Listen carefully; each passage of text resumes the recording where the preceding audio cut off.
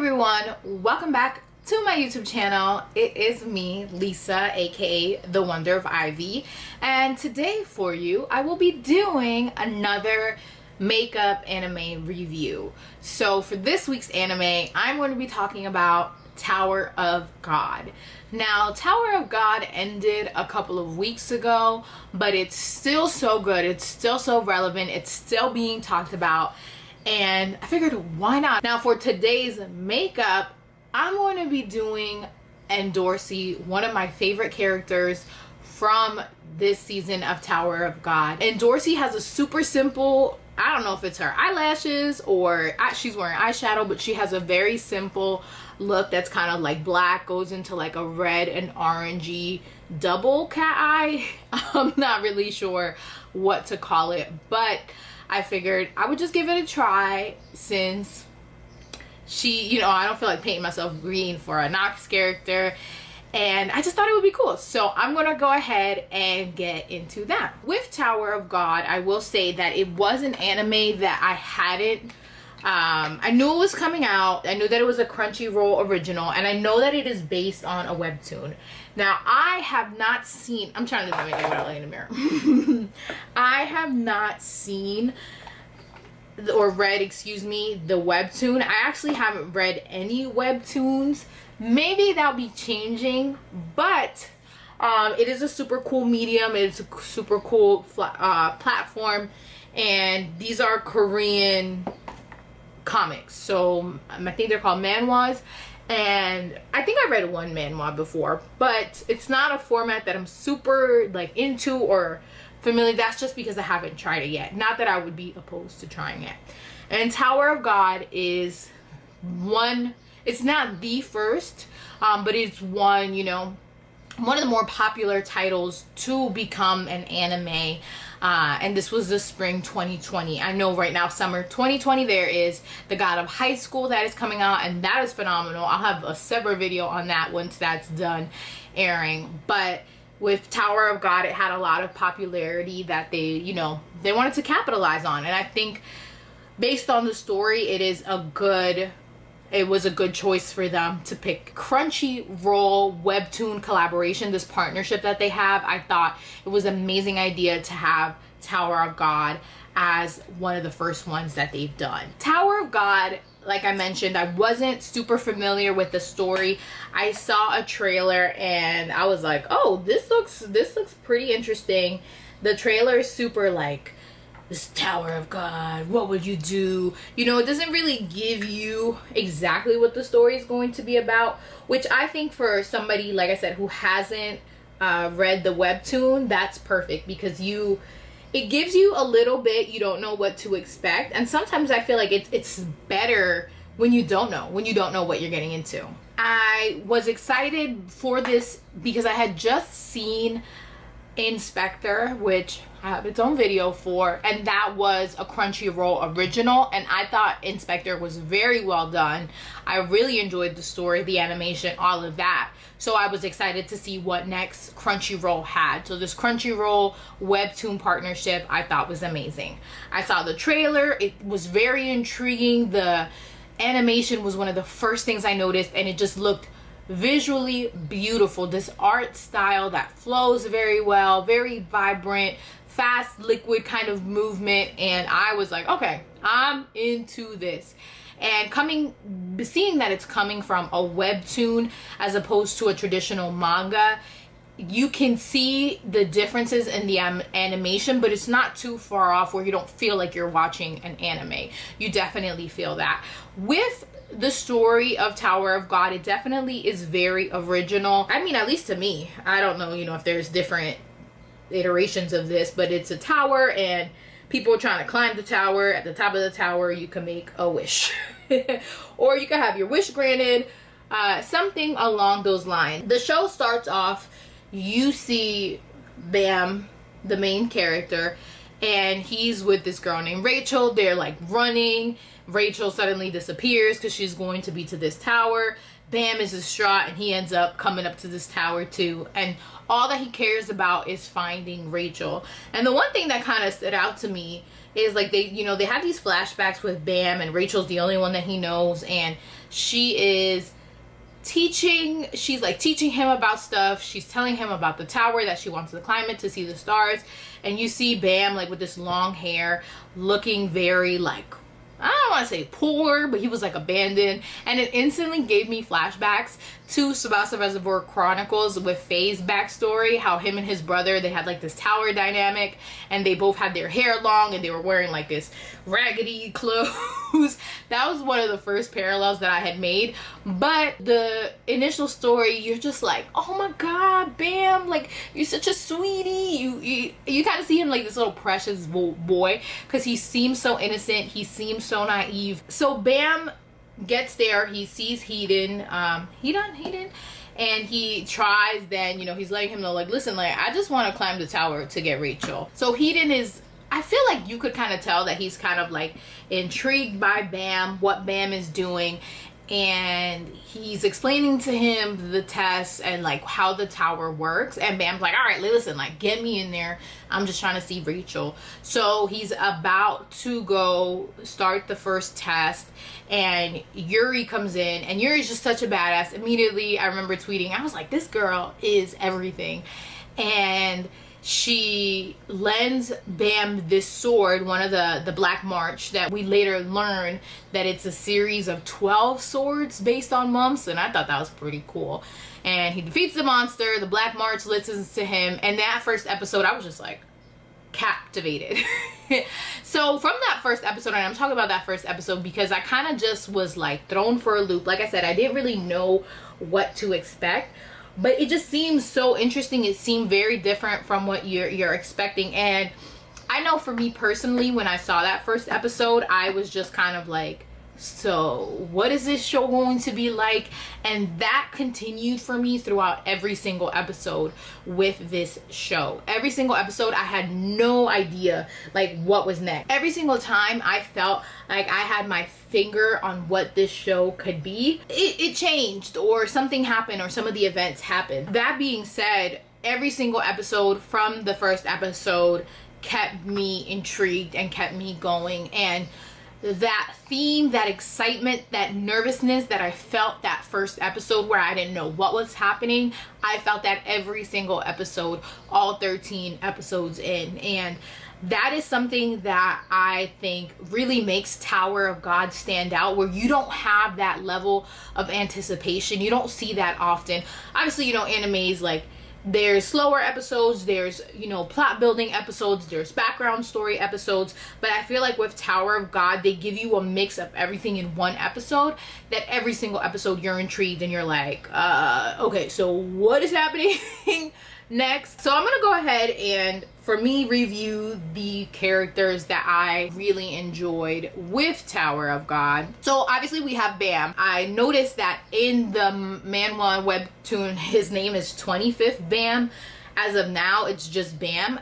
In the anime, I'm not sure why. I'm not sure if, you know, that's gonna, the 25th part is gonna come out later, where they kind of were just like, we ain't naming this guy numbers. In the beginning, in the first episode, you see him as like this cute character, and he feels so naive, and then you kind of see that he has all these powers, and you're intrigued on, yo, like, what's gonna happen? Is he just gonna completely like change? Is his character gonna change throughout this?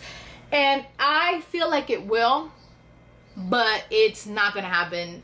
It didn't happen this season, not in the way that I wanted to. And for me, he was just such a frustrating character because he was so nice, he was so naive. Rachel this, Rachel that, Rachel this, Rachel that, and everybody loves him, best boy, you know.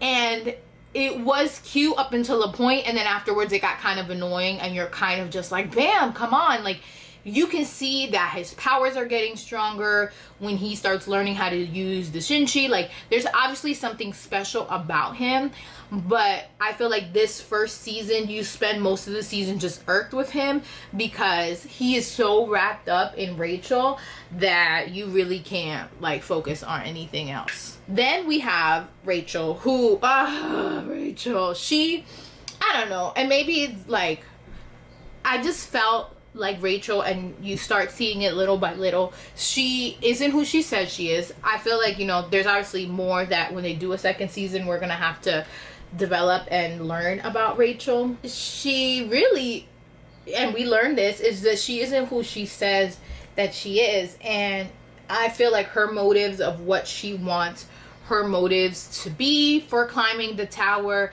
aren't what she says that they are. And there's obviously a lot with that character. But with this season, and you know, you see her and she pretends that she doesn't know Bam, even though, like, hello, everybody knows that this is Rachel. That immediately rubbed me the wrong way. And that kind of just gives you an inkling, like, all right, like, this girl, she is out here, she has ulterior motives. Bam clearly has this version of her built up in his head, and that isn't who she is. I'm excited to see where her character goes in the next season, because obviously the season ends and everybody hates Rachel. It's fuck Rachel for life. Everybody hated Rachel, but I just know that there's so much more to her character, and I really enjoyed, though, as much as I dislike her, I really enjoyed how we've seen her through the lens of Bam and his niceness and his naivety.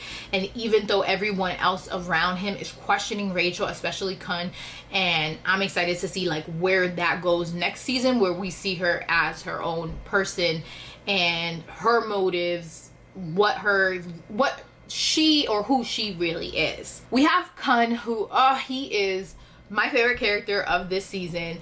He truly, again, this anime gives me a lot of like Faye vibes from Tsubasa Reservoir Chronicles. He gives me those vibes because he's very cool. He's very cool, calm, collected. You really don't know who he is, or again, what his motives are. And obviously, being that the end game of the tower is for everybody to make it to the top, so you're not necessarily going to put who you are out there because you want to make it to the top. And this ain't a game to be making friends, even though people are making friends.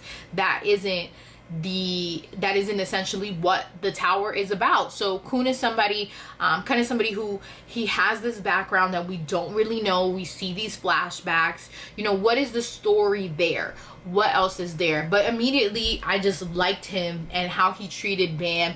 Even as frustrating or as annoying as Bam was, I think his pureness was rubbing off on Kun. He's just kind of like changing who he is to protect Bam, and you see that with his later interactions with Rachel, how he's kind of just like, yo, leave Bam alone, like whatever you're doing, leave Bam out of it, don't be near him because he doesn't need that. And I saw this too, where I think one of the voice actors, I can't remember if it's the Japanese or the American voice actor, I recently did an article about Tower of God, so I was like all up in these interviews and stuff, that they were saying that Kun sees himself, you know, he sees Bam's pureness and he sees that like that's who he used to be, so he wants to protect Bam. So Kun obviously is a mastermind. We see it towards the end of this show with the challenges that they have and how he's just like planning everything out. He betrays everyone. He is awesome. A fun fact that I also forgot to mention about Kun is that his voice actor, his Japanese voice actor, is the voice actor of Bakugo in My Hero Academia, and that is so awesome because there is such a distinction between Bakugo's character, you know, hot-headed, loud, explosive, and then you have Kun, who's very calm, cool, and collective, but both those characters are masterminds. So I kind of like that duality that Kun's voice actor has. And obviously he's a voice actor, but there's some voice actors, it doesn't matter what series, you already know who it is. So that one was a kind of like a cool tidbit for me. Then we have Rock. He is amazing. Fun fact, his Japanese voice actor is the same as All Might, which I just thought that was so cool because Rock is so amazing and he is just like the funny big buff guy, and he has a lot of comedic relief moments, but he, you know, he's a hothead. He wants to fight people just for fighting, and that's who he is. He just likes that fighting. So it is fun to see him do that. Two characters that I really enjoyed, or I guess three, are the princesses of Hadad, and Dorsey, obviously, because I'm doing this look, Anak and Yuri. I thought they were so badass, and I'm very excited to see where those storylines progress. This show is very unique, but I like that there's multiple stories happening at the same time. So it's like everybody trying to get to the top of the tower, all the tests, all the challenges. Then you have that kind of side story of the Hadad princesses and what is the backstory there, because Hadad is the you know, the tower belongs to him. It is his tower. The people who run the test, the whole Bam and Rachel dynamic.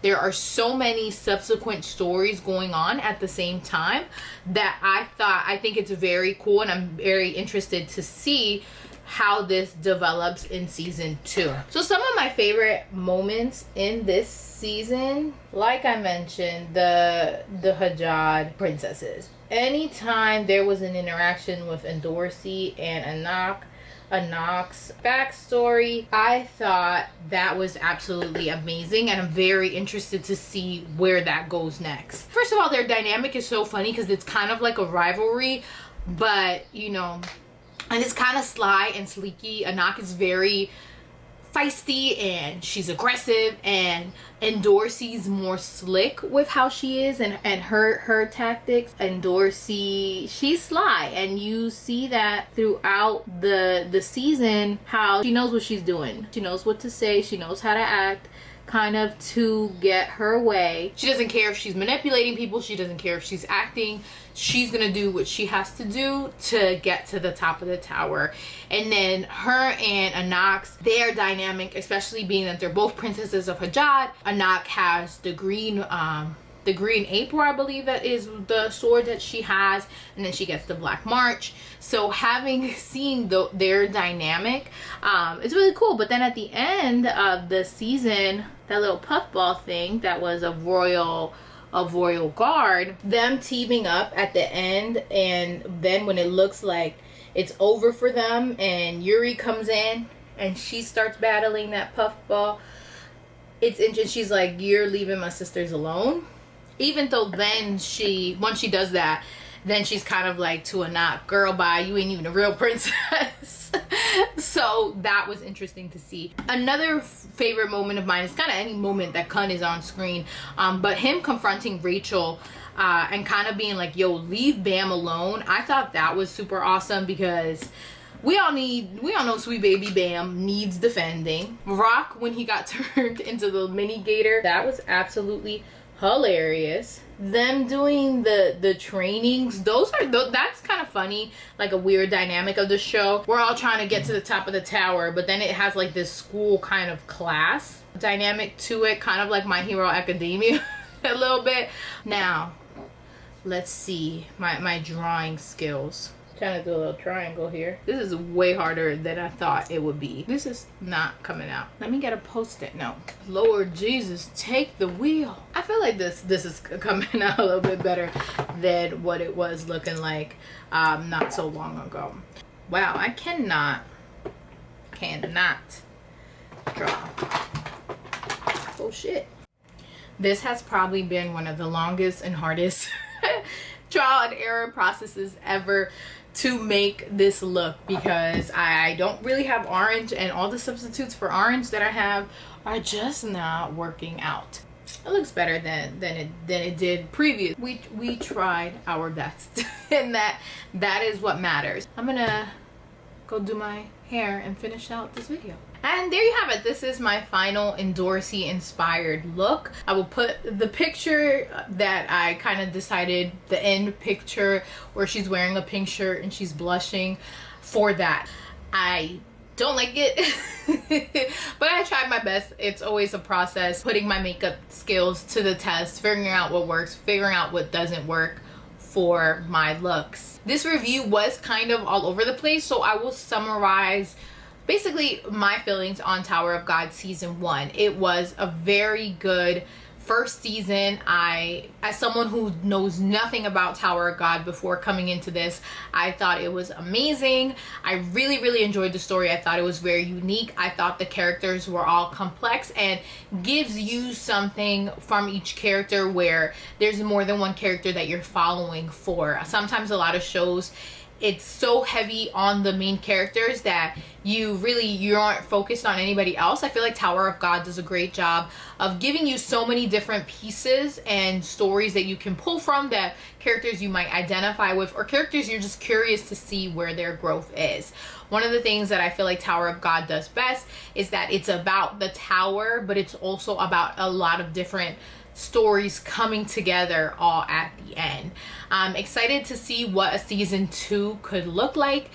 where, you know, Bam's growth is going to go, because baby Bam, hopefully we're done with baby naive Bam, and I really want him to transform into a character that's aggressive, or more aggressive, not necessarily in his characteristics, but his actions and what he's going to do. He spent so much of season 1 being this naive little crybaby, you know, over Rachel, and obviously we know how terrible Rachel is, so that was very annoying to watch. But I feel like he's at the verge of this transformation, and the end of the season kind of solidified that. I thought it was going to happen kind of in the series, in the season, because you see him get stronger and stronger, but then like nothing happens. I don't know, it was very, very frustrating. I'm excited to see, you know, when does he come back, because right now he's at the bottom of the ocean with the redhead, I forgot their name, and you don't know, you know, he's like, all right, now I want to find out the truth. Like, it's no more about him following Rachel, like he wants to know what the truth is.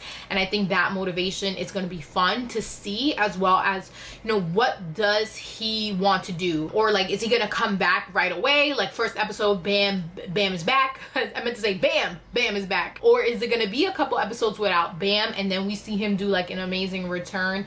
That's gonna be interesting. I want to see the rest of the gang, what it looks like for them with Bam not being there and with Rachel being there instead. Rachel, who's pretending to be in a wheelchair. Girl, we know you ain't in that wheelchair. How you pretending to be paralyzed? So I think that's going to be very interesting to see, and just, you know, where the Rachel storyline goes, because I think she's awful, but is there more there that we don't know? How are the tests going to be conducted moving forward? There's so much. I think this season was amazing, but it laid a lot of groundwork, so there's so much to look forward to for the next season.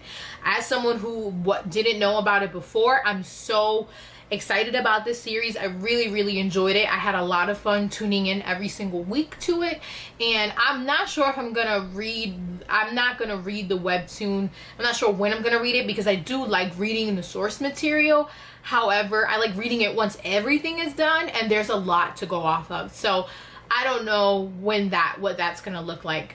But either way, I'm excited. I really like this. I thought it was a great adaptation, and I'm excited to see where it goes. Thank you so much for tuning into this video. I hope you enjoyed watching me mess up this look like 300 times. I had a lot of fun, as always, trying new things out, trying to review and, you know, do a review off the top of my head. I need to start writing stuff down. I feel like it comes out a lot more genuine when I am just doing it off the top of my head, what I really feel, as opposed to having like a prepared script. Either way, thank you guys so much for watching this video. If you like it, be sure to give it a thumbs up. Comment below on what was your favorite part of Tower of God this first season, and I'll see you on the next video. Peace.